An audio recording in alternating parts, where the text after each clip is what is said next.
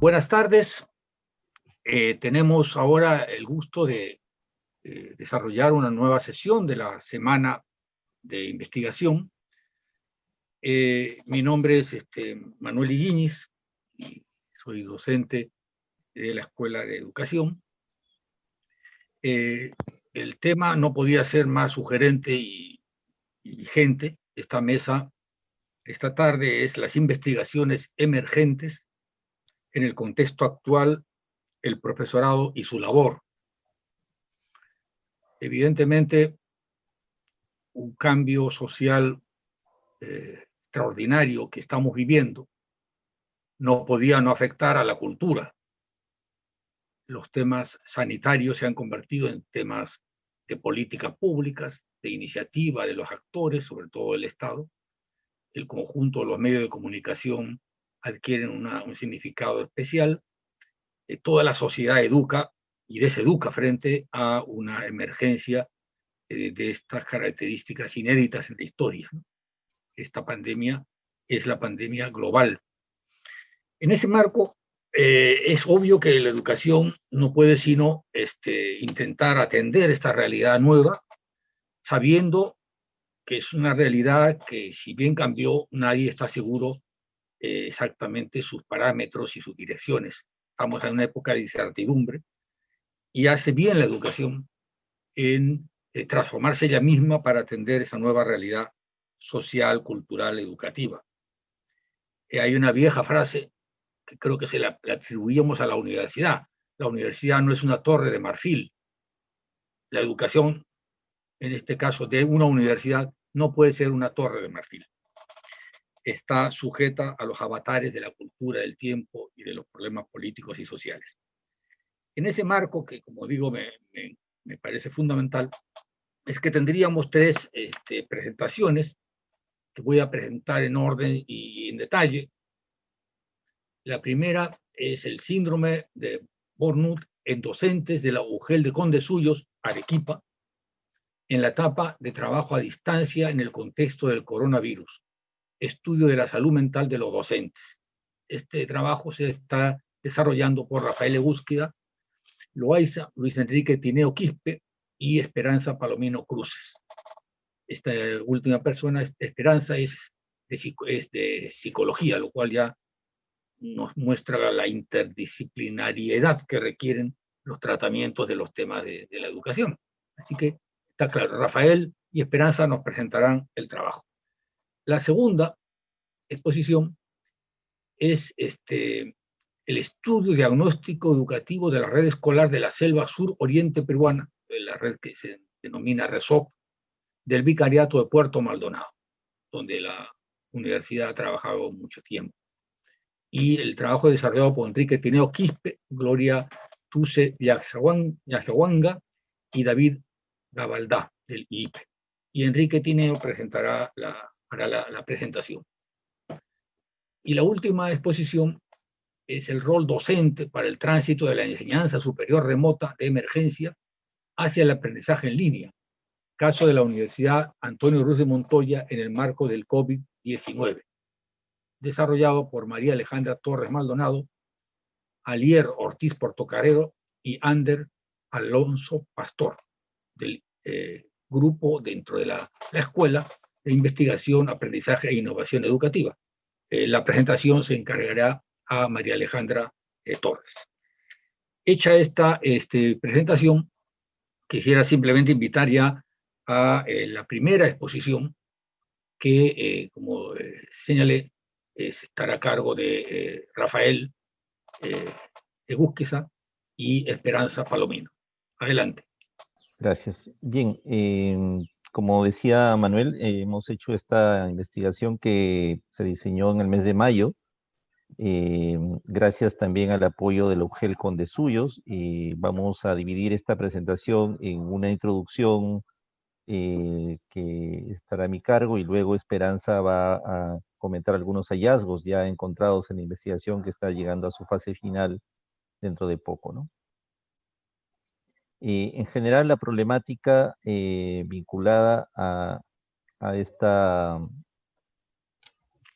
este problema que estamos planteando, y ya lo vamos a ir introduciendo, está en un contexto en que el Ministerio de Educación, respecto a todas las normas que se implementaron progresivamente en estos meses, después de haber declarado el 12 de marzo que se suspendían las labores, el inicio de las clases, comenzó una cadena de normativas y de pasos, en un principio asumiendo que probablemente en 15 días se volvería a la presencialidad y esta pandemia todavía no conocida del todo no iba a marcar tan fuertemente como marcó el año escolar. En ese sentido, luego se formula la estrategia Aprendo en Casa y varía el rol del profesorado. En principio, según las primeras normas establecidas a mediados de marzo, donde el profesorado tenía que ir desarrollando actividades y pudiéndose acercar incluso a los estudiantes en sus hogares, varía y poco a poco se señala que más bien la presencia de los maestros en las escuelas iba a ser más bien remota, y dependiendo de la estrategia que se formula como Aprendo en Casa, esta estrategia vinculada al desarrollo de programas según ciertas competencias priorizadas del currículo a través de los medios televisivos, radiales y por internet, ¿no? Entonces, este proceso más o menos llevó los primeros 2 meses de trabajo. Por lo tanto, esta investigación que se ejecuta, digamos, en el trabajo de campo en el mes de junio y julio, ya, digamos, agarra en un segundo momento a este proceso que se impulsa de educación llamada no a distancia, sino a educación remota o no presencial, ¿no? Las características del trabajo remoto son 4 que quisiéramos recoger, hay muchas más, pero simplemente eh, para pensar un poco el contexto en torno a la temática, se incorporan nuevas funciones a los docentes, sobre todo una que es central y cambia, digamos, de alguna manera todo el proceso que habían estado acostumbrados a desarrollar, que era la relación con las familias, pero una relación continua para pensar el apoyo a sus hijos en las tareas cotidianas que debieran resolver respecto, digamos, a la propuesta formativa que se comenzó a desplegar, ¿no? Sin embargo, las familias pasaban por diferentes situaciones en un momento muy duro, con problemas de salud, búsqueda de empleo, dificultades de conectividad o equipos en casa, y también en muchos casos el acceso, digamos, al internet o señal telefónica o señal radial o televisiva se planteó, digamos, de una manera mucho más dramática. La cuarentena empieza cuando se iba a iniciar el año escolar. En muchos casos los profesores aún no habían llegado a sus lugares, y en este sentido hay territorios en el país. Esto es una experiencia en una zona rural de la provincia de Condesuyos, en Arequipa. En muchos casos, los docentes, por la cercanía de sus escuelas al centro urbano, no habían decidido estar en su población, sino más bien ir y venir como siempre lo hacían, viajando 1 hora, hora y media o media hora a las zonas rurales. Entonces, no estaban en las zonas, la gran mayoría no estaban en las zonas donde estaban presentes sus escuelas, ¿no?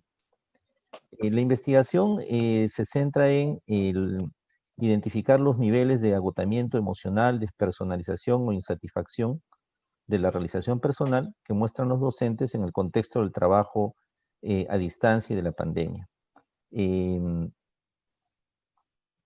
Y lo hemos ubicado, como decíamos, en Condesuyos. Esta imagen nos da cuenta de que es una zona rural, cercana a la costa, pero no tan, pero se prolonga hasta a la sierra. Viendo un poco el paisaje, vamos a encontrar que hay muchas zonas eriazas, desérticas, pero combinadas con pequeños valles, unas zonas muy quebradas, y con las escuelas rurales en su mayoría concentradas en estas zonas de valle, y luego vamos a caracterizar mejor las distancias que hay entre ellas, ¿no?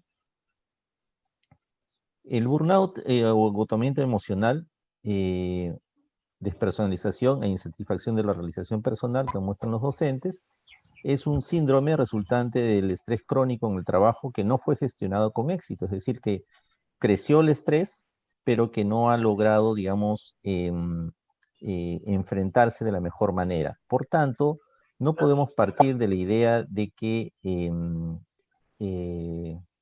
se podía, digamos, establecer que los profesores ya venían fatigados o con agotamiento, sino más bien que dados sus trayectorias, digamos, dadas sus trayectorias personales, el régimen de contrata u otros, ya tenían un historial, digamos, y una práctica y una rutina cotidiana de ejercer el magisterio. Y dentro de ello, probablemente muchos con, digamos, situaciones particulares, con factores que podían poner en riesgo su salud personal.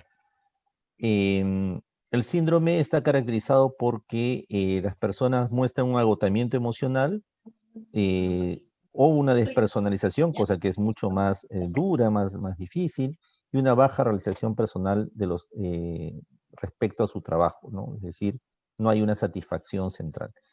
Es cierto que el estrés es lo más conocido y común por nosotros, que en cierta forma nos plantea sensaciones de angustia, em, y nos pone sobre todo en la incapacidad personal o asumir que no somos capaces de aguantar ciertas situaciones o de verle salidas claras a las cosas. La Organización Mundial de la Salud define el estrés laboral como la reacción que puede tener el individuo ante exigencias y presiones laborales que no se ajustan a sus conocimientos y capacidades y que ponen a prueba su capacidad para afrontar la situación. Y este tipo de escenario como la pandemia y la emergencia nacional fueron situaciones que condicionaron en mucho la labor de los trabajadores y lo condiciona actualmente, ¿no? Y es entonces este desequilibrio entre las demandas de las situaciones y los recursos de las personas para poder enfrentarlos ocasionan este estrés. Hay conceptos asociados, solamente comentar entonces que cuando este estrés es muy, em, digamos, muy fuerte, y comienza a ser un estrés negativo, porque hay un grado de estrés que es necesario para la vida cotidiana, digamos que está presente en la vida cotidiana, este distrés se convierte en una carga muy pesada y eso puede conducir a situaciones de angustia, rompimiento de la armonía y del cuerpo y de la mente, y lo que impide responder a forma adecuadas a situaciones cotidianas que en otro momento podrían haber sido de mejor trato, ¿no? Las dimensiones del burnout que vamos a comentar y luego ya en los hallazgos vamos a dar más cuenta, tienen que ver con tres cuestiones bien claras. El agotamiento emocional, que se expresa en esta sensación de cansancio, fatiga, vacío. La persona se encuentra gastada, sin energía ni recursos emocionales, y evidentemente eso se traduce en el mundo educativo en el abandono o el no dar importancia, porque ya no hay energía para ello, a diversas situaciones que pueden ser no controlables en el aula o en este caso fuera de ella, en situaciones como las que hemos venido afrontando. La despersonalización ya es un grado mayor, más duro, más difícil, que tiene que ver con actitudes negativas de irritabilidad, insensibilidad, em, respuestas cínicas o frías o distanciamientos, indiferencia respecto a quienes con los que nosotros estamos trabajando o con, en este caso, los estudiantes.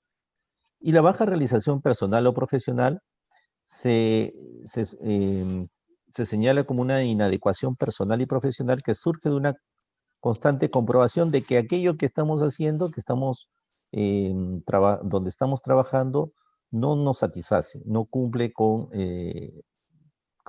nuestras demandas personales y nuestras exigencias, y entonces nos sentimos en una situación de incapacidad de atención debida al centro donde estamos, a las labores que realizamos. Voy cerrando esta Permíteme, parte. Rafael, Sí, preguntarte cuánto tiempo estimas para que pase ya Esperanza. sí, dos diapositivas muy, muy breves, solamente para entrar un poco en la metodología del estudio y le dejo la posta a Esperanza. Em, Muy bien.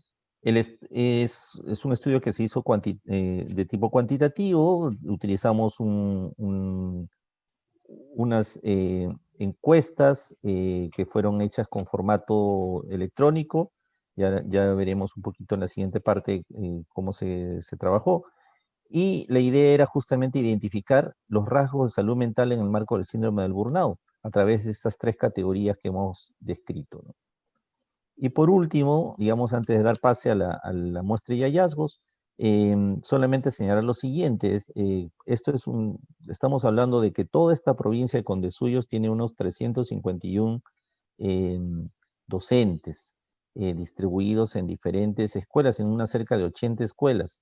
Por tanto, vamos a encontrar que la mayoría de escuelas son polidocentes completas, que incluye las secundarias y primarias, 49 multigrados, 37 unidocentes y después algunas menos que no tomamos en consideración. Nos centramos en educación básica regular y solamente el último cuadro, el tipo de escuela, nos da cuenta de que las escuelas, la cantidad de profesores afincadas en zonas urbanas, que son pequeños distritos, son pequeñas urbes de más de 500 habitantes, son 92.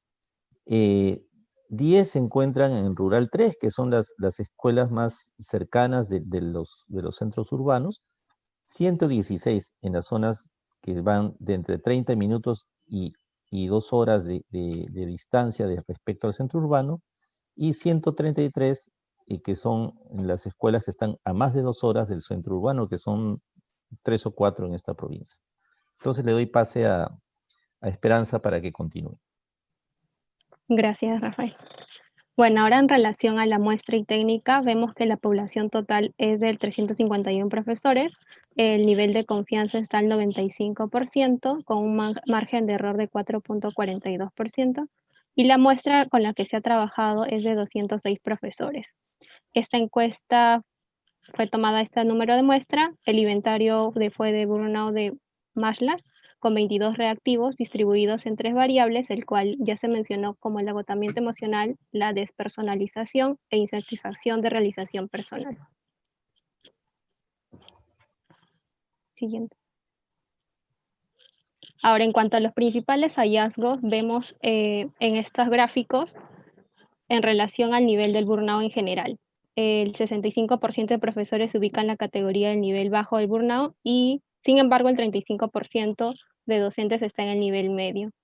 Si vemos en la tabla, a nivel general del burnout no se presenta un porcentaje en el nivel alto, pero podemos ver que el 35% de los docentes se encuentran en el nivel medio, lo cual presenta un riesgo de poder llegar al siguiente nivel.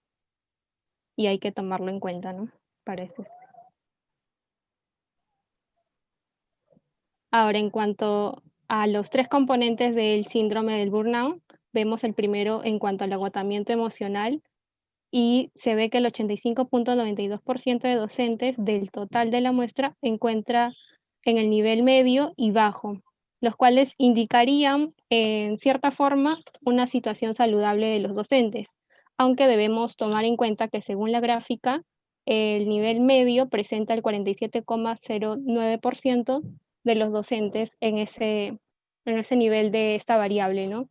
Lo cual invita a pensar qué es lo que está sucediendo en estos casos con estos profesores y tomarlo en cuenta para que no llegue al nivel alto.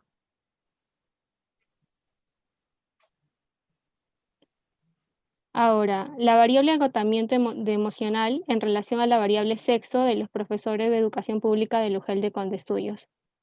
Esto ya se encuentra dentro de esta variable, la primera que mencionamos, y a nivel general las docentes mujeres presentan un mayor porcentaje en los 3 componentes del burnout. Sin embargo, en la tabla que vemos aquí presente ya está como que clasificado por cada grupo femenino y masculino. En este análisis individual, las docentes mujeres resaltan en el nivel medio del burnout, que es un 50,39%, lo cual implica un riesgo en relación al siguiente nivel. Y también nos invita a pensar que si bien a nivel general del síndrome de burnout no ha dado un porcentaje en el nivel alto, cuando lo analizas por dimensiones, sí se percibe este porcentaje, ¿no?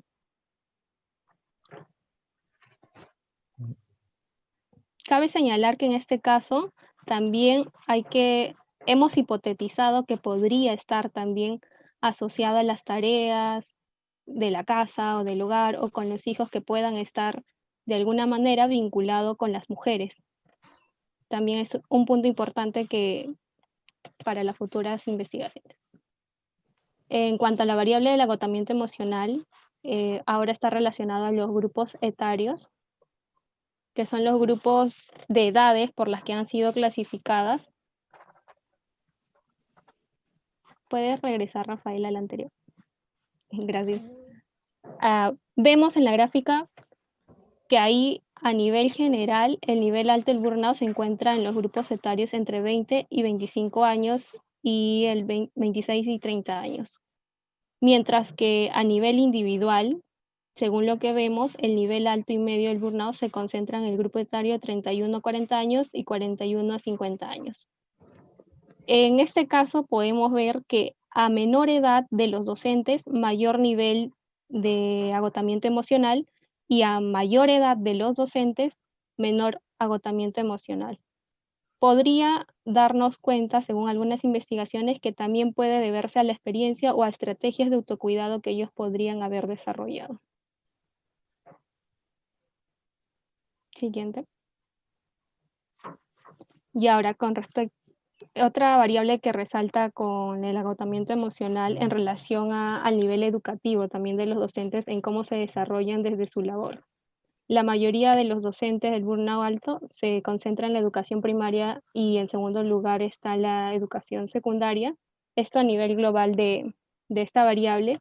Sin embargo, cuando lo analizas a nivel individual, el nivel medio del burnout resalta en los 3 niveles educativos, aunque el mayor porcentaje se va a encontrar en los docentes de nivel inicial.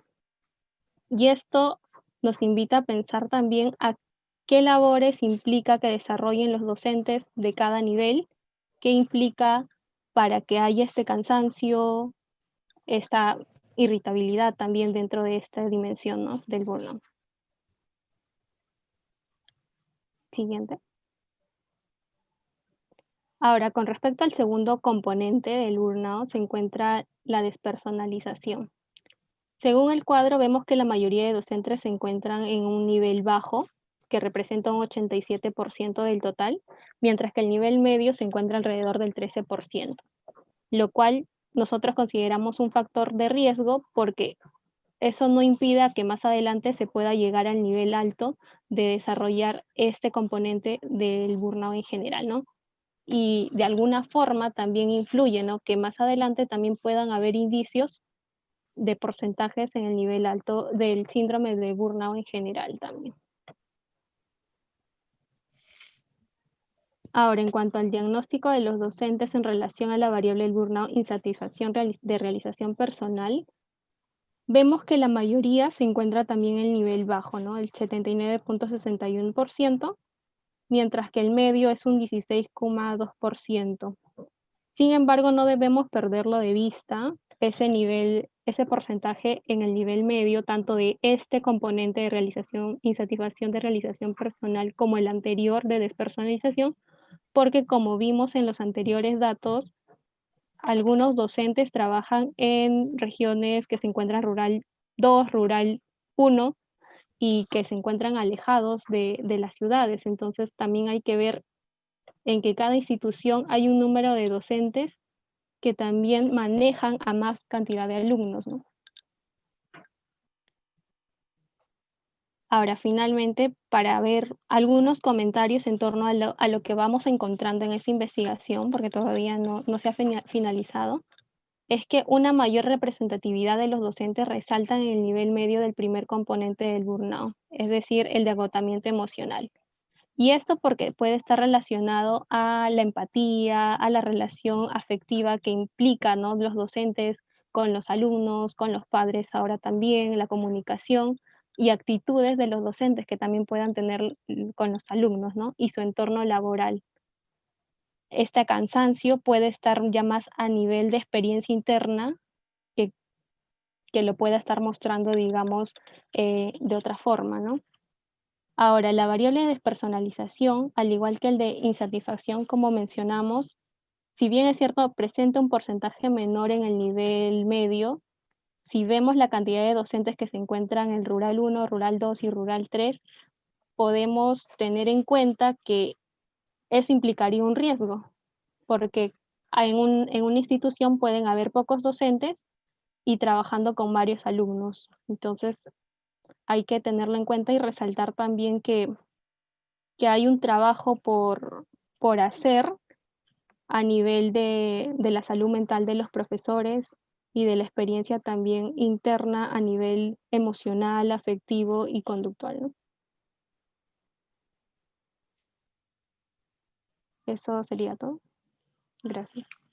Muy bien, muchas gracias bueno, a Rafael Esperanza y también el trabajo de Enrique Tineo, y nos han presentado un muy interesante tema clásico, felizmente, en el campo de la educación, ¿no?, que es la dimensión emocional, laboral, profesional, en su satisfacción o sus estrés, según el tipo de estrés que se nos ha explicado. Creo que es fundamental entonces este trabajo y esperamos su proceso de culminación. Antes de cerrar, esperamos que haya algunas preguntas en el chat sobre el trabajo presentado. Muchas gracias. Pasaríamos a la segunda exposición de Enrique Tineo, en este caso, sobre la zona, ya pasamos de la altura de Arequipa, de las zonas altas, a las zonas planas de la Amazonía. Y estamos con la experiencia de la antigua organización RESOP, del Vicariado de Puerto Maldonado. Adelante. Bien, a mí me corresponde presentar esta investigación junto con el equipo del IPE que trabajamos, Gloria Tuse, Yaxahuanga y David Gabaldá. En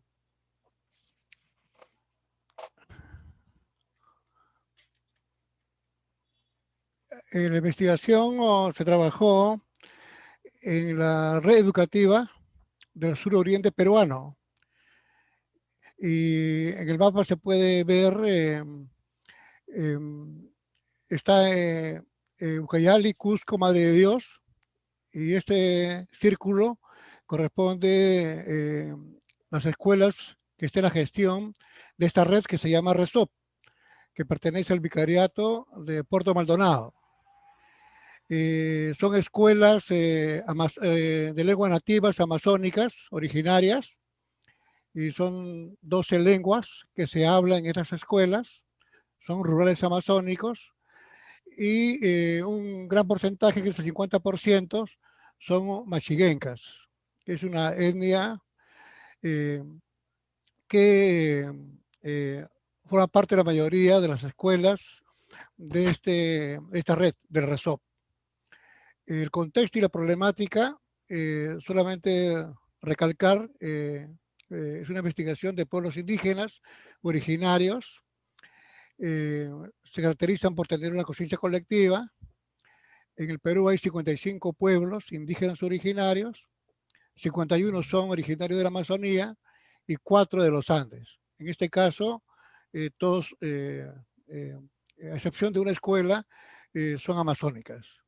Aquí se habla el pueblo machigueña, que es la mayoría, después del siglo achágnicas, y está considerado por el Ministerio de Cultura que es una etnia en situación de contacto inicial. También en este contexto de los pueblos amazónicos, son un sector donde hay mayor vulnerabilidad, la pobreza y extrema pobreza, en datos muy alarmantes, ¿no? 38.48% se encuentran en situación de pobreza y el 20.88% en extrema pobreza. Y luego también hay, a nivel educativo, hay brechas, hay una desigualdad entre los colegios rurales con los urbanos, y más aún hay una brecha más alta con los rurales amazónicos. También brechas en resultados del aprendizaje, tanto en la ESE, la evaluación censal, o el ECELO, en lenguas originarias, se distinguen estas brechas. Y luego se siente también esta información de que las estudiantes mujeres, el tema de género, no cumplen, a comparación con los varones, una trayectoria educativa adecuada por un tema de embarazo precoz, uno de los problemas grandes que hemos recogido. Y entonces también se establece de que hay una escasa oferta educativa en el entorno, en las variables asociadas por las trayectorias educativas inconclusas. A nivel de los profesores, a nivel de los amazónicos, pero también a nivel de las rurales serranas, un sector no tiene títulos pedagógicos.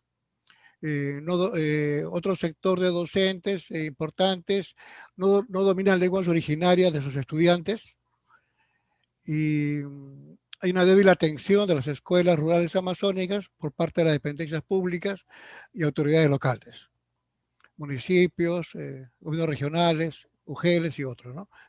Incluye MINSA y otros ministerios.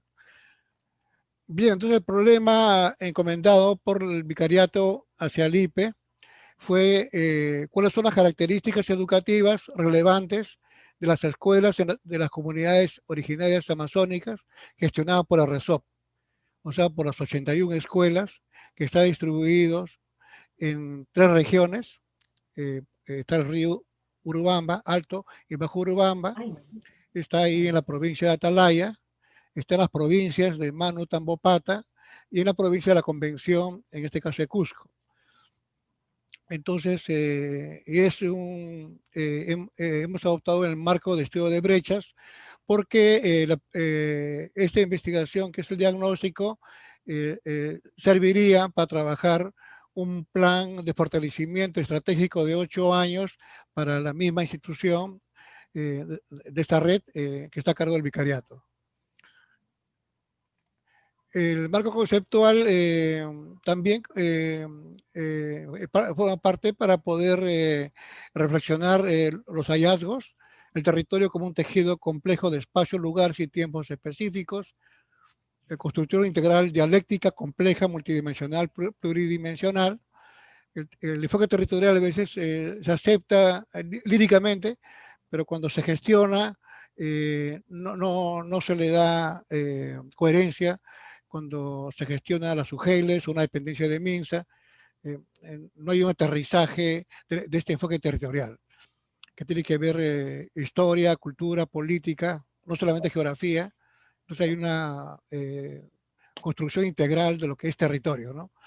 Luego también se establece la educación intercultural crítica. Bueno, esto ya está aceptado por el ministerio, por todos los ministerios. Adoptamos el tema crítico para que el estudio pueda recoger a más profundidad de lo que piensan los pueblos desde la subalternidad, porque ahora lo hegemónico es lo que dice el ministerio, lo que dice el MINCUL, el tema de la funcionalidad, pero visto desde arriba. Lo adoptamos por ese marco conceptual de educación intercultural crítica. En esa línea está la docencia crítica, reflexiva y transformadora. Está los derechos de los pueblos indígenas o originarios y la educación, y el tema de enfoque de género de una manera más abierta para trabajar ese tema, para profundizar y repensar el tema de los paradigmas, hombre-mujer, malo, bueno, como un nuevo marco interpretativo, ¿no? La metodología del estudio, el objetivo es un estudio de carácter mixto, con énfasis cuantitativo, porque lo que queremos es identificar brechas educativas, y las brechas educativas están cuantificadas. tanto por el Ministerio como también por el Ministerio de Economía y la INAI, por su amplitud en macroeducativa, porque se investiga no solamente una escuela, sino 81 escuelas en 3 regiones, en 4 provincias, y es aplicado porque esto nos está ayudando para trabajar un modelo de gestión de largo plazo para la red del vicariato. Entonces el objetivo general es diagnosticar la situación educativa de las escuelas comunidades originarias amazónicas gestionadas por la RESOP, de una perspectiva mixta, descriptiva y holística con predominancia cuantitativa. A nivel de la metodología,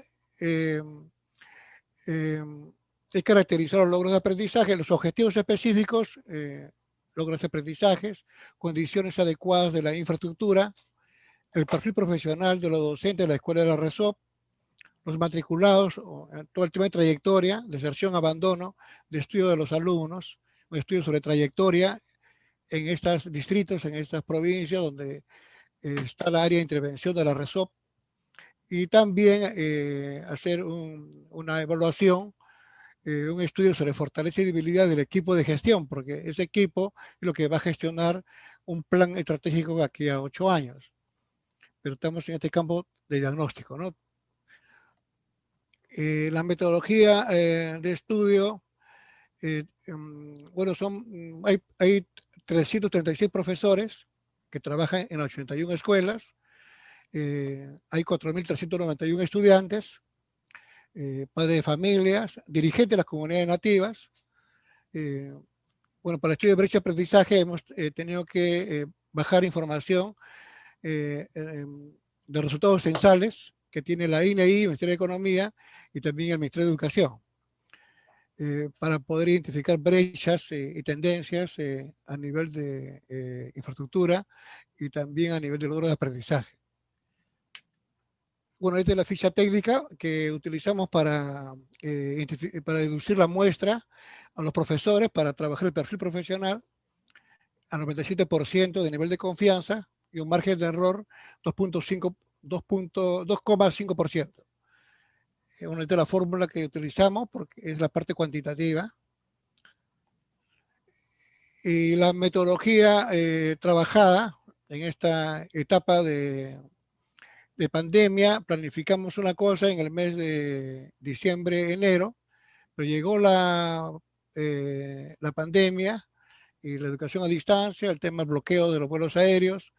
Entonces hemos tenido que reajustar la metodología. Al final en la parte inicial hemos visitado Cusco o Jaén para conocer la experiencia del vicariato de Jaén y estaba planificado también para hacer los viajes, hacer trabajo de campo, tanto para Madre de Dios y también para Ucayali. Bueno, luego se reajustó para trabajar, para recoger información adaptado al nuevo contexto, ¿no? Entonces lo que hemos hecho es análisis de documentos de gestión de la RESOP para identificar categoría, aplicación, encuestas y análisis de documentos de fuentes secundarias, entrevistas, fichas de carácter semiestructurada a actores internos. Los actores internos son los dirigentes nativos, son los directores, son los padres de familia, también el vicariato hay misiones, ellos trabajan en 8 internados, ahí están las misiones, hemos tenido también que hacer entrevistas o encuestar a los misioneros o misioneras que están a cargo de los internos. Bueno, esas son las técnicas y los instrumentos, son las guías o fichas de análisis documental, en las fuentes secundarias, los cuadros estadísticos de Nexus, documentos normativos, guía de entrevistas semiestructurada, encuestas sobre el perfil docente, con el Google Form, Google Doc, y guía de preguntas a grupos focales, reuniones focales mediante Zoom. Entonces aquí, como notas, el plan de recojo de información fue reajustado debido a la pandemia, la educación a distancia o remoto establecido por el Minedo. El trabajo de campo se hizo en la primera fase, pero después se reemplazó con actividades virtuales o digitales. Principales hallazgos identificados. El primer punto es de que El tema de trayectoria, hay el CEPRO, solamente tenemos una institución, Megantoni, en la convención, pero también en el estudio nos hemos dado cuenta que en los demás distritos y provincias hay pocos CEPROS, hay más EVA, hay pocos CEPROS y también hay pocos colegios de educación básica especial. Y entonces esa ruta de trayectoria educativa es insuficiente en todas esas regiones que hemos estudiado, porque aquí estamos trabajando un tema del entorno también, porque los colegios de la RESOP, en un distrito están los colegios de la RESOP, pero al lado hay otro colegio de la UGEL, entonces hemos tenido también que hacer un estudio colateral con el entorno, entonces hay una oferta educativa insuficiente. El abandono escolar en el paso de primaria a secundaria en las escuelas de RESOP afecta más a las mujeres que a los hombres. Al menos un 10% de abandono puede atribuirse al de género. Bueno, Atalaya y Manu, Atalaya es en Ucayali y Manu es en Madre de Dios, son las provincias que tienen menos oferta educativa para la permanencia o concreción de la trayectoria educativa. La tendencia de las escuelas de RESOP, al igual que las otras escuelas de las 4 regiones, la matrícula de los estudiantes de secundaria es baja con respecto a la primaria. El punto último es la media tasa de deserción interanual en Tambopata, la Convención y Manu, es el 5%, pero en Atalaya es alarmante, la tasa de deserción interanual es el 10%, y Lima y varias ciudades de la costa tiene 3%. Como ustedes pueden ver, acá hay una brecha fuerte a nivel de trayectoria, en este caso de la deserción. Luego, brecha logro de aprendizaje también tiene esa tendencia. ESE o ESELO intervino con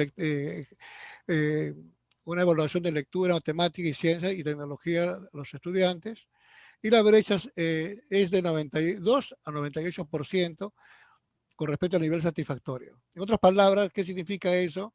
Que en estos colegios, en estos distritos, solamente en algunos colegios hay un 8% de niveles satisfactorios y en otros colegios solamente es el 2% de nivel satisfactorio. Comparamos con el tema nacional, a nivel nacional el promedio en comunicación, por ejemplo, es el 85%, o sea, hay un 15% satisfactorio. Aquí no, acá hay un 2% de satisfactorio o un 8% satisfactorio, pero el nacional tiene un 15% en el campo de comunicación. Entonces hay una brecha muy abismal que hay comparando, haciendo un match con el nacional. Bueno, los estudiantes de la Escuela de Atalaya poseen las brechas más altas en las áreas de, o sea, estamos hablando de Ucayali, ¿no? Las brechas más altas significa que hay más desigualdad, ¿no? Aquí Tambopata, comparando con las demás provincias, un poco mejor, pero sin embargo, comparando con su media en la brecha departamental y nacional, sigue siendo mayor, ¿no? Pero entre las 4 provincias, Tambopata es un poco mejor, se puede decir, ¿no? Pero este porcentaje es mayor con respecto a la brecha departamental y nacional. En otras palabras, nacional y departamental hay más nivel satisfactorio los resultados de la ES o el ESELO. Bueno, aquí en infraestructura, también la capacidad instalada de las escuelas de RESOP, que son los colegios, la infraestructura, baños, colegios, que poseen las condiciones más inadecuadas, del 77% al 100%. O sea, en otras palabras, hay colegios que tienen 0% de condiciones adecuadas. Y hay otros colegios que tienen, por decir, un 23% en condiciones adecuadas, pero hay otros que tienen 0% en condiciones adecuadas. Bueno, aquí nos distingue que la escuela de distrito de Manu y Fiscarral, Madre de Dios, tienen las brechas más altas en escuela de nivel primaria y secundaria. Después le sigue Chepagua de Ucayali. Y aquí tenemos un cuadrito muy interesante, cómo esto se relaciona también con el programa de educación remota. Bueno, la señal de internet en estos colegios no llega a la señal 90%, con problemas 10%, buena señal 0%. Esa es la señal de internet en cualquier momento, ¿no? No solamente en la pandemia. Pero el programa de educación remota No funcionó 45%, parcial 46.25% y sí funcionó 8,75%. Ese parcial ha funcionado por medio de celulares, más que por señal, ¿no? Porque ahí hay una pregunta que hemos añadido, ¿qué instrumentos utiliza? Entonces funcionó de esa manera bien precaria, parcial, por eso se dice, y solamente funcionó el 8,75%. Y nada funcionó 45%, ¿no? Entonces, total, en etapa de pandemia, de abril a julio, esa es la situación de los colegios, no solamente de la RESOP, sino de todas estas zonas, de estas provincias que ha sido intervenido el estudio. Luego, el otro tema importante es sobre los profesores. Entonces, los profesores tienen como promedio 40 años de edad, comparando con el docente nacional, tiene 45 años, ¿no? La mayoría son mujeres, como también refleja el porcentaje nacional.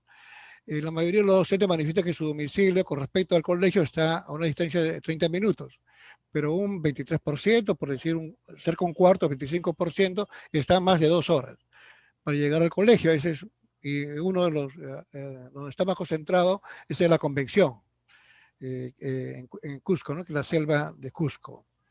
Luego, los estudios de maestría son un 3% han obtenido el grado, y el 77% no tienen estudio de maestría. El 70% poseen título pedagógico, pero un 30% de profesores que no lo tienen. ¿Eso qué significa? De que cuando hay convocatoria para poder asignar a profesores, a los contratados, los primeros que son elegidos son los que tienen títulos. Entonces eligen a los colegios, eligen a los colegios que están un poco más cerca a la ciudad. Pero hay personas, hay profesores con títulos que no quieren irse a las últimas convocatorias para adjudicar las plazas, entonces ya ahí rellenan con lo que hay, ¿no? Y entonces se explica ya de aceptar profesores que no tienen título pedagógico, y algunos son solamente con culminación de secundaria o haber estudiado una carrera técnica de un CEPRO, ¿no? No, esos son los tipos, los profesores, su perfil de los profesores, un sector mayoritario, ¿no? Bueno, el 87% de los docentes son contratados. El 44% de los docentes manifiesta que no domina la lengua originaria de sus estudiantes. Entonces también eso es un dato alarmante. Es como si viene un profesor a enseñarnos un curso sobre didáctica, pero no sabe el idioma español, sabe el francés, por decir aquí en la universidad, ¿no? Entonces, ¿cómo es la pedagogía, cómo es la didáctica de ese profesor? Entonces es una situación muy difícil cuando no domina la lengua originaria de sus alumnos enseñar, ¿no? Pero aquí tenemos un 44% de docentes manifiesta que no domina la lengua originaria de sus estudiantes. El 41% de los docentes afirman que la RESOP les brinda servicios de trámites documentales de la UGEL, o sea que aquí se puede notar que ellos valoran mucho los trámites documentarios, porque los colegios de la RESOP, muchos, la mayoría, están a 3 días, a 2 días de la ciudad principal donde está la UGEL. Y entonces lo que hace la RESOP es ayudar a la gestión de su trámite documentario, sea institucional o personal, con la UGEL, ¿no? Eso es lo que brinda la RESOP. Luego también hay jornadas o talleres de capacitación, es una labor de la RESOP, y el 8% de los docentes indican que también ha sido brindado asesoría pedagógica institucional por la RESOP. Finalmente, el equipo de RESOP no tiene suficientes recursos humanos para una gestión adecuada de las escuelas. Se está trabajando ahora microredes, hay una propuesta en microredes, pero se requiere como 8 coordinadores de estas microredes. Simplemente las redes que hace el Ministerio de Educación no funcionan, ¿no? Ellos son hay redes educativas rurales, la red de 5 a 10 docentes, se conforman pero no funcionan. Entonces lo que hace la RESOP es trabajar, enviar, ¿no? Enviar con apoyos que reciben de fuentes amigas de la iglesia para pagar el pasaje, porque una visita a los colegios, cada visita implica mínimo 12.000 soles. Es fuerte la demanda, porque hay que ir a mototaxi, peque o lancha, ¿no? En ese contexto de la situación de los machiguencas, que son una etnia de contacto inicial con otras etnias juntas con ellas, ¿no? Y entonces aquí esta es la última ficha, entonces trayectoria educativa complicada. acceso, permanencia y culminación. Logros de aprendizaje débil. Hay un desafío para el currículo local, regional, intercultural, ambiental y con enfoque de género. Capacidad profesional de los docentes limitada. Hay que trabajar en formación continua, formación inicial, formación en servicio. Infraestructura de las escuelas inadecuada, servicio de calidad. El decreto apoya con 8 internados, pero no es suficiente a 81 escuelas. Y gestión de RESOP limitada, la gestión que estamos trabajando, una propuesta de gestión descentralizada de participación social comunitaria, ¿no? Y con eso he terminado. Muy bien. Muy bien, Enrique. Muchas gracias, y también a Gloria Tuse y a David Gabaldá por este interesante trabajo que está en el momento condicionado a la crisis, ¿no? Pero creo que es muy positivo que la Vicaría haya solicitado al Instituto, al IPE, una investigación precisamente para intervenir, ¿no?, de mejor manera en un trabajo que la Vicaría lleva teniendo ya mucho tiempo. Creo que esperemos que la información se complete en estas condiciones difíciles y próximo año podamos, digamos, establecer las comunicaciones y la retroalimentación con los actores de la zona. Pasamos a la tercera intervención, que es de María Alejandra Torres. Gracias. ¿Pueden ver la presentación? Está ya incompleta, ahora sí. Ya, perfecto. Buenas tardes, formo parte del grupo de investigación Aprendizaje y Actores de la Escuela de Educación de la Universidad Ruiz de Montoya, y la idea es poder presentarles cómo hemos orientado la investigación, rol docente para el tránsito de la enseñanza superior remota de emergencia hacia el aprendizaje en línea. Caso de la Universidad Antonio Ruiz de Montoya en el marco del COVID-19. Esta investigación apenas está empezando, estamos todavía en la fase de diseño. El problema que nos planteamos gira en torno a que en el contexto de la pandemia nos desafió ante la necesidad de plantearnos poder implementar una respuesta inmediata para dar continuidad al servicio educativo, lo que implicó nuevos desafíos para los docentes vinculados a la enseñanza en entornos virtuales y el desarrollo de competencias digitales docentes. Actualmente, todo indica que el escenario educativo debe pensarse y repensarse desde una modalidad híbrida, siendo un tema prioritario garantizar una enseñanza en línea de calidad. Esto implica repensar el rol del docente y la manera en cómo éste se transforma para dar respuesta a los múltiples escenarios que demanda la educación hoy en día. Las preguntas que nos planteamos en la investigación y que nos interpelan son las siguientes. Nuestra pregunta general es: ¿cuál es el rol docente para el tránsito de la enseñanza superior remota de emergencia hacia el aprendizaje en línea? Como específicas, ¿qué características tiene el rol docente en la enseñanza superior remota de emergencia? ¿Qué características tiene el rol docente para el tránsito de la enseñanza remota de emergencia hacia el aprendizaje en línea? ¿Cuáles son las habilidades socioemocionales que los docentes identifican como claves para el tránsito de la enseñanza superior remota de emergencia hacia el aprendizaje en línea? El objetivo general es analizar el rol docente para el tránsito de la enseñanza superior remota de emergencia hacia el aprendizaje en línea. Y tenemos 3 objetivos específicos. El primero es describir las características que tiene el rol docente en la enseñanza superior remota de emergencia. El segundo, describir las características que tiene el rol docente para el tránsito de la enseñanza remota de emergencia hacia el aprendizaje en línea. Y el tercero, identificar las habilidades socioemocionales que los docentes consideran claves para el tránsito de la enseñanza remota de emergencia hacia el aprendizaje en línea. La metodología que nos hemos planteado en el estudio, hemos pensado aplicar una metodología mixta en línea, realizando primero un análisis exploratorio descriptivo de las variables del estudio, el cual hemos comenzado a realizar haciendo un análisis estadístico a la data arrojada en la aplicación del cuestionario de evaluación final de la calidad académica aplicado en la universidad en el semestre 2021. A partir de estos resultados que nos dibujan las variables donde debemos profundizar, estaremos aplicando un estudio de casos múltiples, basado en grupos focales en línea por escuelas profesionales, con el fin de profundizar en análisis de dichos resultados y recoger las percepciones y discursos asociados al contexto de emergencia y la educación en línea. En esta etapa nos encontramos ahorita, terminando de realizar el análisis exploratorio a partir de poder hacer el análisis estadístico de los cuestionarios de la evaluación final de calidad académica que se desarrolló en el semestre pasado, para luego poder profundizar a través de los grupos focales. ¿Cuáles son las dimensiones o categorías que orientan la investigación? La primera dimensión es la enseñanza remota de emergencia.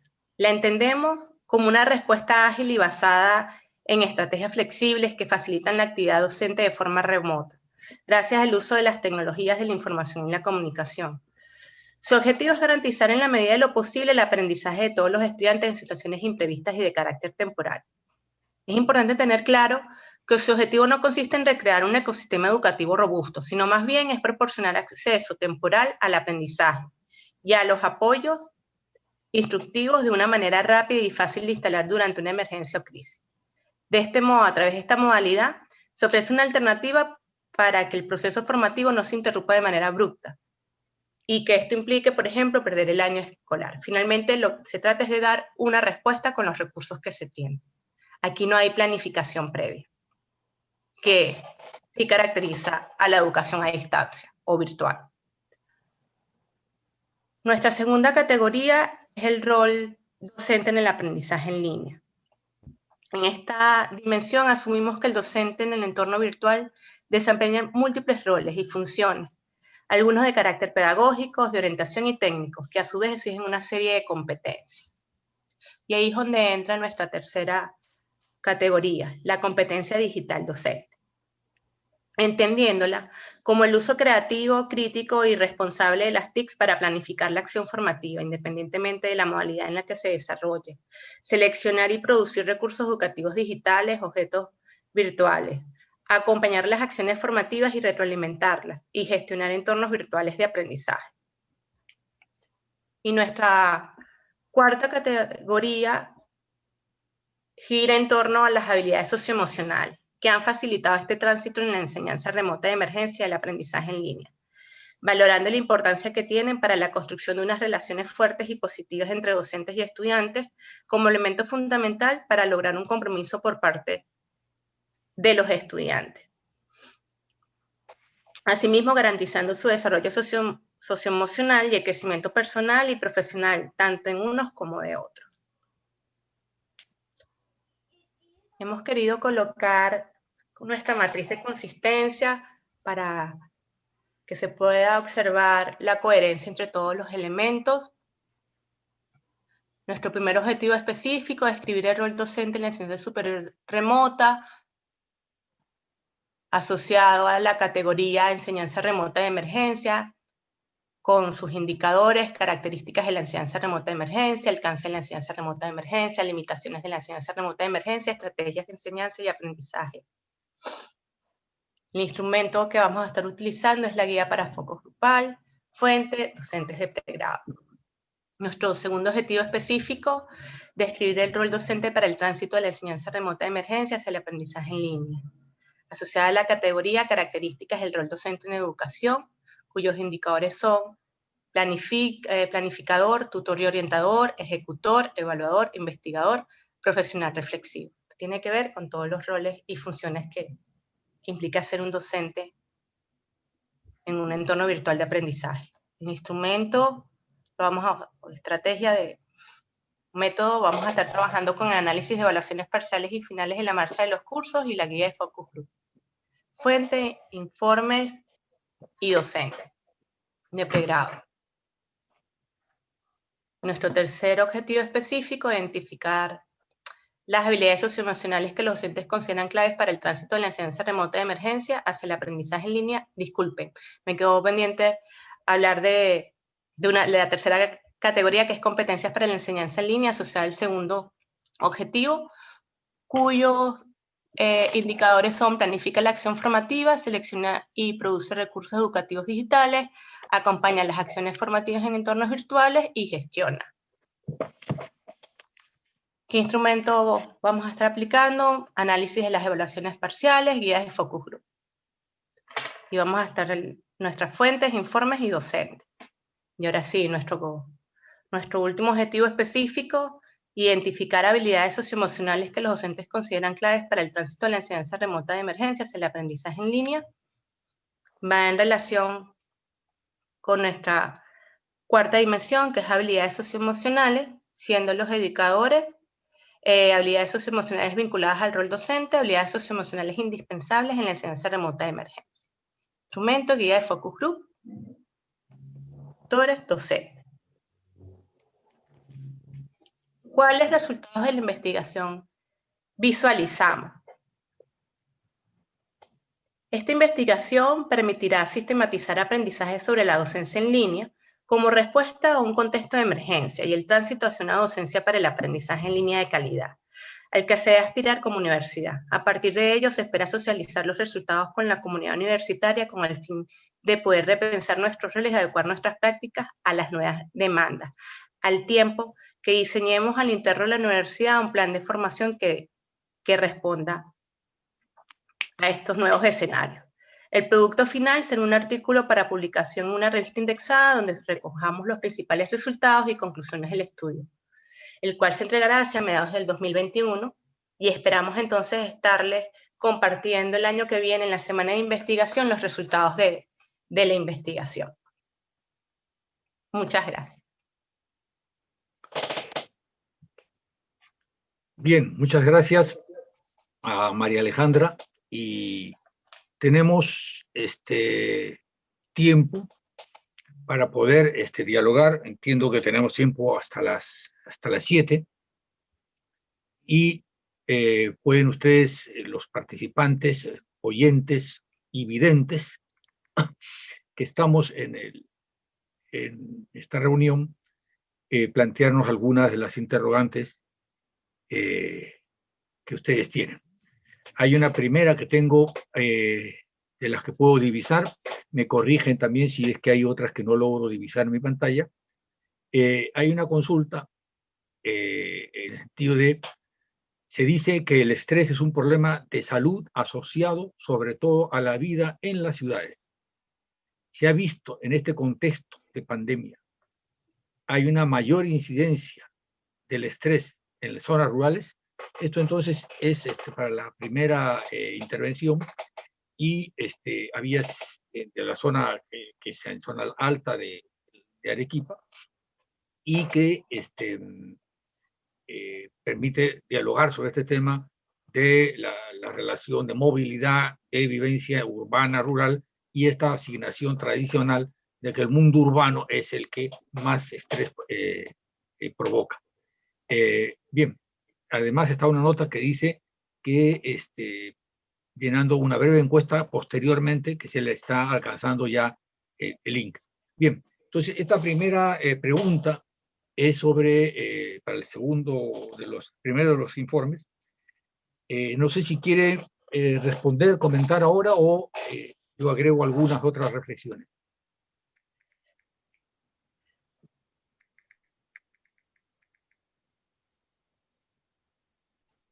Podemos comentar alguna cosa, ¿no? Yo creo que y podemos ir incorporando algunas otras Perfecto. luego, ¿no? Perfecto. Sí, a ver, la literatura en relación a estos estudios de burnout y de estrés mayormente se han centrado en zonas urbanas y no tanto en zonas rurales. Esa es una primera cuestión. Pero en estudios referidos a esta problemática, en realidad, cuando comenzamos a hacer el cruce de variables, comenzamos a tomar algunas referencias de otros estudios en general que han habido sobre el tema y algunos acá en Perú, y nos damos cuenta que hay varias situaciones que son muy parecidas en muchos casos. Por ejemplo, una cosa que señaló Esperanza sobre los más jóvenes tienen más tendencia en un estrés más fuerte y más pronto, y eso aparentemente no se diferencia ni en el mundo urbano ni en lo rural. Puede ser que los factores varíen de unos de otros, pero el elemento capital, al parecer, es la falta de estrategias de afrontamiento de diversas situaciones que tienen que ver justamente con este primer momento de la etapa de profesionalización de los docentes, ¿no? Esta etapa hasta los 30, 35 años, que es nítidamente claro que hay más incidencia de estrés y el burnout también. La segunda cuestión es que también, por ejemplo, está el asunto de que hay ciertas situaciones que pueden ser factores más influyentes, como es el caso de la educación, el nivel de educativo donde se enseña, como es el caso de la primaria. Es cierto que en otros contextos es la secundaria la que lleva más incidencia, pero en este estamos viendo que la primaria, y no es lejano de lo que habíamos comentado respecto a que hay exigencias del mismo centro laboral, de la forma de trabajo y del nivel que hacen que esto ocurra, ¿no? Decir que lo urbano o lo rural es distinto, probablemente no. Puede ser que los factores sean diferentes, pero hay factores que vienen del propio centro laboral, del propio quehacer educativo, que inciden directamente sea en el mundo rural como urbano, aparentemente. No sé si Esperanza quisieras comentar algo más. Sí, con respecto a la pregunta, también es importante tener en cuenta a qué nos referimos con estrés, ¿no? El estrés en general, como vimos, a nivel conceptual tiene dos puntos de vista, el eustrés y el distrés. Y hasta cierto punto, uno tiene como que un efecto positivo porque te ayuda a avanzar, pero hay otro que si es a mayor tensión, preocupación, se genera el estrés crónico. Y ahí recién el estrés crónico está asociado al síndrome del burnout, que ya viene más para, digamos, una enfermedad. Y en los resultados que íbamos viendo, también podría influenciar que como el síndrome del burnout requiere también de tiempo, ¿no? No es que en un corto tiempo se va a dar, y por eso también los niveles bajos o tal vez medios, ¿no? El del medio tiene más riesgo porque ya está cercano a desarrollarse por un tiempo, ¿no? Y ahí es donde hay que tener cuidado. Y en cuanto a las zonas, pues como dijo Rafael, no hay un determinante, va a ir variando, creo yo, también del contexto en que engloba a la misma persona, ¿no? Y como él a nivel interno, también con su contexto tal vez familiar o amical o laboral, ha ido desarrollando también otras herramientas que también de alguna manera veíamos que influía, ¿no? Según algunas referencias bibliográficas. Muy bien. Hay una pregunta más de Nieves Arias Muñoz que dice: el distrés y el estrés, ¿qué bibliografía utilizar?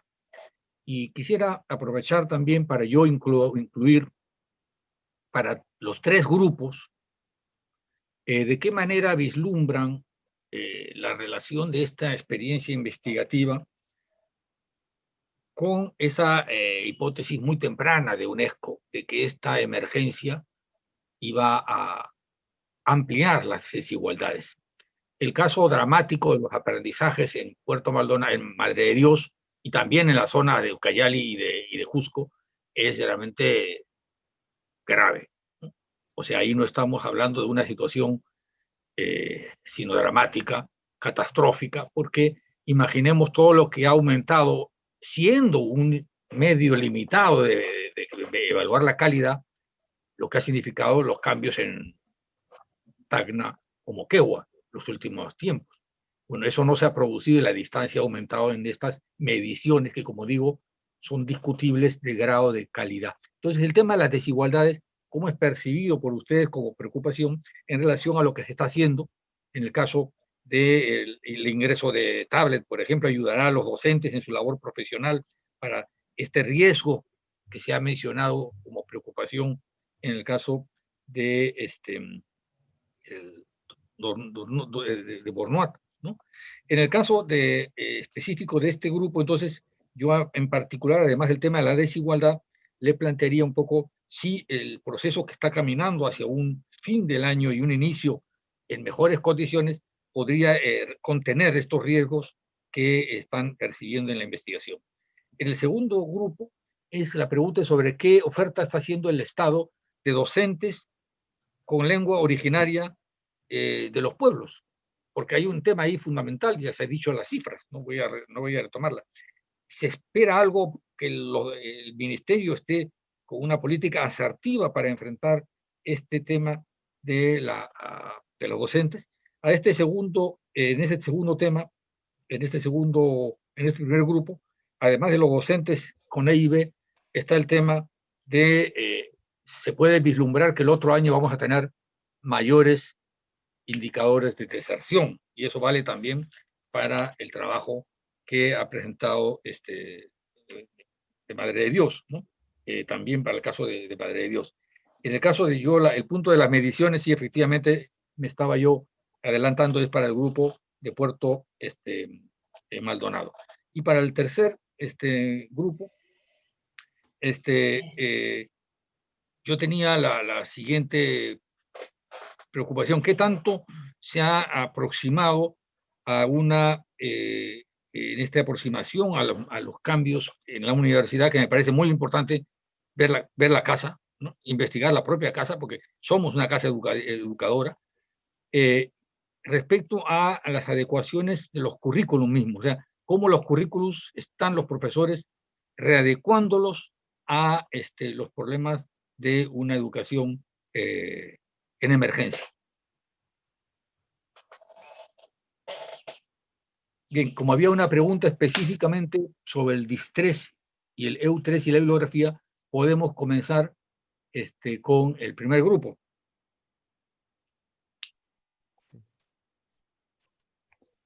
¿Esperanza? ¿O deseas comentar alguno? Bueno, ahí sería recomendable desde el punto de vista desde la psicología positiva, que da una mirada más de cómo el EU3 ayuda a algunas personas y el DIS-3 es el otro lado negativo, ¿no?, del concepto en general, y desde la mirada de la psicología de la salud también, ¿no?, que propone, por ejemplo, el Estado trabaja desde esa mirada también, cómo proponer proyectos o políticas públicas que ayuden a nivel de instituciones, por ejemplo, no como en este caso los docentes.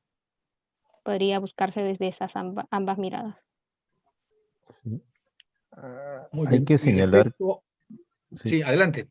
Sí, solamente hay que señalar que este es un tema muy importante en el tratamiento de los docentes y en los servidores públicos en general, ¿no? Policías, gente que atienden, enfermeras, médicos, etcétera. Es un tema muy recurrente porque tiene que ver justamente con la atención a las personas, ¿no? Y es todo tipo de profesión que está vinculada a ello tiene estos riesgos, ¿no? Y en particular, una de las cosas que es notable en el Perú es que no tenemos legislación vinculada a salud laboral en contextos de estrés, ¿no? Cosa que ya tienen otros países como Colombia, bueno, y hay otros más. No solamente legislación, sino que también centros de atención y se ha incorporado, así como la Organización Mundial de la Salud, la OIT, también ha incorporado estos temas justamente para poder generar mecanismos que permitan que cuando se detectan estos problemas fuertes que pueden dañar también, en este caso, a los estudiantes y a sus familias, puedan tener un mecanismo de derivación médica y atención, o también, de alguna manera, una suspensión, o lo que le llaman una suerte de baja temporal, con protección al trabajador, pero que permite que él se recupere, que pase un tratamiento, en fin, a diferentes grupos de apoyo u otras estrategias. Esto no tenemos en el país. y ya han empezado a haber encuentros sobre este tema, pero no hay mucho estudio vinculado a incidencia en estas normas, ¿no? Muy bien. Y sobre el tema más general de las desigualdades, ¿qué percepción se tendría respecto al impacto de este momento de emergencia? Sí, hay que señalar lo siguiente. En el rastreo último que hemos hecho, por ejemplo, con las nuevas medidas de vuelta a clase presencial, por ejemplo, en Condesuyo solamente hay una escuela que ha vuelto a tener algunas actividades presenciales, ¿no? Como parte de este programa que ha tratado de impulsar el ministerio.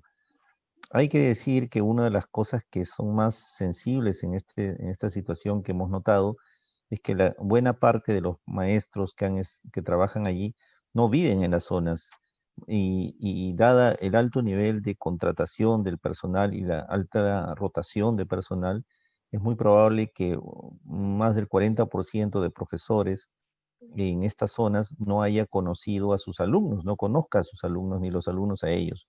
Entonces se ha perdido el contacto y eso es un elemento muy, muy fuerte que tiene que ver con el abandono o más que abandono, digamos, este contacto débil que hay entre los maestros y sus estudiantes, ¿no? Débil porque no hay una constancia, van a entrar y salir del sistema y no hay mecanismos en el sistema educativo peruano para permitir que esto se dé, digamos, ¿no? Se ha aceptado como una realidad, por ejemplo, que los chicos en época de cosecha o de siembra desaparezcan y vuelvan después. Bien, se ha aceptado, pero no se ha tenido jamás un planteamiento de ver qué se hace en estas situaciones. Esos aprendizajes se pierden, no se pierden. Entonces, en estas circunstancias, esto se agudiza, ¿no? Y entonces es muy probable que la tendencia en esta zona sea de una, digamos, de una desatención muy grande. Se dice por informes y comunicaciones no oficiales que más del 30% de estudiantes estarían como en estos lugares, en estas zonas rurales, estarían desatendidos o no estarían yendo frecuentemente al menos o presentando actividades o tareas, para ser más precisos, ¿no? Muy bien, muchas gracias. Pasamos al segundo grupo sobre los temas que se han planteado respecto a esta iniciativa del Estado para abordar el tema del profesorado que domine la lengua originaria, y en un contexto además de pobreza que se dice, y es normal, yo creo que lo comenté, va a aumentar en cuanto a la problemática que va a vivir la población estudiantil y la comunidad en general. Bien, no sé si Enrique o algunos de los colegas. Bien, yo quería añadir, como también yo participé en el estudio con Rafael y Esperanza, yo quería antes de añadir que en la literatura sobre el tema del estrés burnout, el estrés se presenta en el campo laboral, pero también en todas las dimensiones que se desarrolla la persona, por ejemplo en el hogar. Mientras que el burnout se distingue, que es un estrés crónico, de manera que está bien circunscrito en el campo laboral. Y por eso que la OMS y la OIT ya lo han reconocido como una enfermedad ocupacional. El estrés se da en todas las dimensiones, en la literatura nos establecen que se da en todas las dimensiones del desarrollo de la persona, ¿no? Yo quería un poco agregar eso. Y segundo, que la bibliografía que se ha tomado son estudios clínicos de salud mental. Hay, sobre todo, hay programas de afrontamiento del estrés eh, eh, por ejemplo, Conry Robert ha trabajado 6 programas para prevenir y controlar el estrés. Editorial, yo estoy en Madrid. en ese texto y otros que hemos investigado se ha recogido esta diferenciación para abordar con mayor detalle esta relación estrés y burnout, porque a veces hay mucha confusión de los dos campos. Entonces, bueno, eso es, y por lo tanto es el campo laboral, y lo que termina son las condiciones laborales, y entonces lo que dice Rafael tiene razón, no es un tema solamente urbano-rural, sino las condiciones de trabajo, de cómo se está desarrollando en rural o en urbano. ¿No? Hay un elemento, un horizonte más de condiciones laborales. Con respecto a la pregunta que escribí sobre el tema que presenté, es sobre qué hace el Estado. Bueno, primero que el tablet es una iniciativa interesante, pero he informado en este estudio que la señal, hay poca señal, ¿no? En todas las zonas rurales amazónicas, ¿no? Y entonces, si es estable, ¿cómo se va a implementarlo? Ya se sabe, hay una evaluación de impacto que ha hecho Grade sobre el tema del XO, la computadora XO que se distribuyó en la época del gobierno del ministro Chang con Alan García, y fue resultado deplorable, ¿no? Entonces, esos son elementos de cómo se va a implementar el tema de los tablets en las rurales amazónicas. Las rurales amazónicas es más complejo la accesibilidad que las rurales serranas, ¿no? Porque hay lomas y cerros, pero además hay ríos. Hay ríos y inundaciones, y época de friaje, hay más temas, ¿no? Y en segundo lugar, el Estado cuando interviene, no interviene de manera holística, sino cada uno por su cuenta.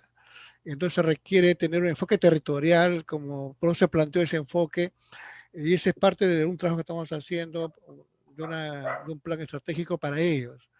Abordar de otra manera el tema territorial y finalmente el proyecto educativo nacional 2036 sí toma ese horizonte. Primero que no es el sector educativo, el ministerio y los colegios, la responsabilidad educadora, sino es toda la sociedad. Y al manifestarlo nos da 4 propósitos, ¿no?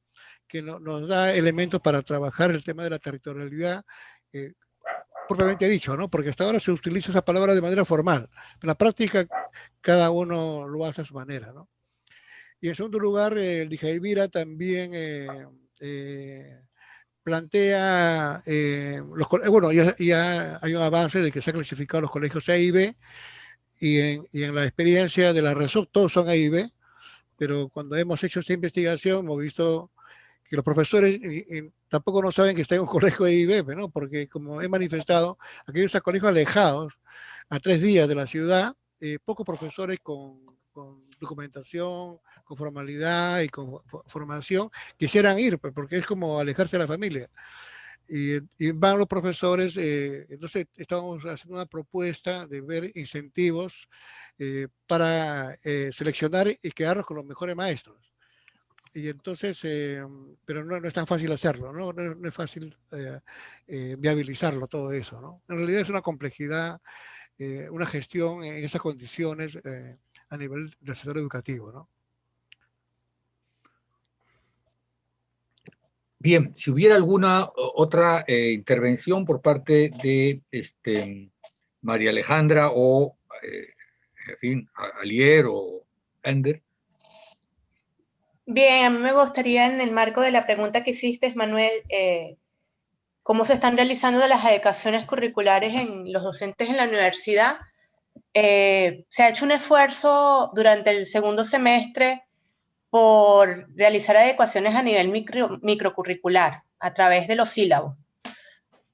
Se ha hecho un trabajo de formativo y de acompañamiento a los docentes precisamente para que se tome conciencia de que las estrategias que implementamos en la educación a distancia deben de ser totalmente distintas a lo que hacíamos en presencial, precisamente para no pretender repetir lo que se hacía presencial a distancia cuando son modalidades totalmente diferentes, y creo que nos ha ayudado mucho rescatar las lecciones aprendidas del primer semestre. De por sí que en las evaluaciones de que acabamos de hacer ahorita nos ha permitido ver un incremento en la mayoría de las dimensiones de 10 puntos. O sea, ha habido una mejora significativa. Y la percepción de los estudiantes en cuanto al proceso de enseñanza-aprendizaje también ha mejorado muchísimo. Entonces creo que lo que hay que seguir es manteniendo la estrategia de formación con acompañamiento y pensar no en algo puntual por la emergencia, sino a largo plazo. Y sí me gustaría hacer un comentario en relación a la brecha social, ¿no? que se le hizo a los compañeros anteriores, porque aquí hay un nuevo elemento que es la brecha digital, ¿no? Que va acompañada obviamente con la brecha social. Entonces, si desde el Estado no se implementan políticas de apropiación de las tecnologías en los centros educativos y no únicamente vistas como tecnologías de la información, sino para poder llegar a todos los rincones del país donde se rescaten los medios tradicionales como la radio y la televisión. Entonces, en esos sectores donde no llega el internet, ni la señal telefónica, sí están las radios comunitarias. Hay que establecer alianzas estratégicas para poder llegar a todos los rincones del país, utilizando todos los medios posibles. O sea, recordemos que la educación a distancia no es nueva. La educación a distancia siempre ha existido y siempre ha salido a la luz en marcos de emergencia. Antes se utilizaban los estudios por correspondencia. Entonces yo creo que hay que pensar en todo lo que se ha utilizado a lo largo de la historia para poder dar respuesta al contexto actual y todo lo que se nos viene, porque esta no va a ser la primera pandemia que nos toque enfrentar. Muy bien, yo creo que está muy clara esta última precisión. Algunos dicen el Internet o la educación a distancia o la educación remota ha venido para quedarse. No, hace mucho tiempo que ya estaba, inclusive el Internet hace mucho tiempo. Pero lo que tenemos es un paso exponencial, es algo impresionante. Lo que podría haber tomado una década ha tomado unos meses. Entonces, estamos ante un tema, digamos, que viene de atrás y que ahora nos desafía como conjunto en esa línea de lo que Alejandra decía, es decir, que estamos ante un proceso social complejo que incluye esta dimensión de la cultura digital y implica cambios sociales dentro de los cuales la educación se va a renovar. Yo voy a ir cerrando, pero recordar que este tema lo continuamos, porque estamos viendo estos casos, pero el 3 de diciembre, a la misma hora, para decirlo, en la hora convenida, que es en este caso a las 5, tenemos el tema de qué investigación para qué educación. Es decir, continuamos ya con este mismo tema el día jueves 3 de diciembre. Entonces quisiera ya cerrar agradeciendo las presentaciones hechas y la participación de los colegas que nos han estado acompañando en esta sesión tan interesante de la Semana de Investigación, donde vemos el dinamismo de la educación que empieza a atender las nuevas preguntas, los nuevos desafíos que nos presenta el contexto. Muchas gracias con todos y está pendiente el aporte adicional de ustedes con el enlace que ya han recibido sobre esta encuesta breve. Muchas gracias. No sé si alguien quiere hacer alguna indicación más. Perdón, por favor, les pediría prender sus cámaras para poder tomar una foto final, ¿sí? Muy bien.